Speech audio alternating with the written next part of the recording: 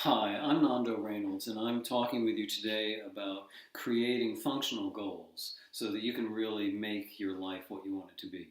Now, in neurolinguistic programming, we have the notion of a well-formed outcome. Now, a well-formed outcome is like a SMART goal, and some of you may be familiar with that terminology, but they're a little bit different, and I wanted to just clarify some of that stuff. So if you're going to have a functional goal in your life, the first thing is it has to be stated in the positive.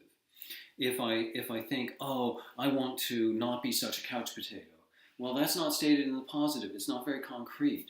If I think instead, oh, I want to go to the gym 3 days a week, now that's doable. That's something I can actually do. I can tell whether I've done it or whether I haven't done it. If I want to say, well, I just want to lose weight, or I want to be a more compassionate person, or something like that, that's kind of vague, okay? So we want to state it in the positive. I want to be a more compassionate person. I want to work out more. I want to be in better health. I want to have a more functional weight. I want to finish this task, whatever that is. I want to state it in the positive, and then I want to make sure that it's under my control. So an example of a goal that might not be under my control is I want my wife to be happy. Not under my control. I can certainly contribute to that, but that's really not under my control. I want to, live until I'm 117.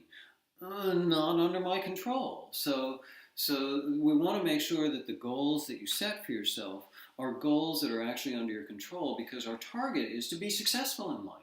And if your definition of success is, oh, I'm only successful if I achieve this goal that, oh, by the way, it's out of my control, that's not going to work out real well for you. Okay? So we want to state the goal in the positive.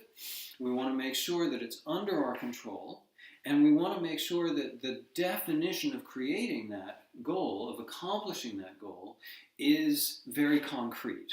And very concrete means that it's related to time. It means that accomplishing it or not accomplishing it is objectively visible, and like that. So like if I say, oh, well, my goal is to go to the gym 3 times a week, well, that's pretty visible, that's pretty concrete. But if I make it even more concrete and I say, well, I want to go to the gym for 30 minutes 3 days a week, and I want to do that Monday, Wednesday, and Friday, and I want to do that at 7 p.m. each of those days. The more concrete I make it in that way, the more likely it is that I'm actually going to follow through and be able to do that. So I want these goals to be stated in the positive. I want them to be under my control. I want them to be really concrete, and I want them to be a small enough chunk. I don't want to bite off more than I can chew. So for instance, if I've been a couch potato for the last 10 years and I decide that I'm going to go to the gym, well, my first goal might be that I sign up at a gym. Right? As opposed to my first goal being that I go to the gym for an hour a day, 5 times a week. That's way too big. So I need to chunk it down. I need to make it small enough so that it's manageable, so that someone else might say, well, that's a realistic goal. Right?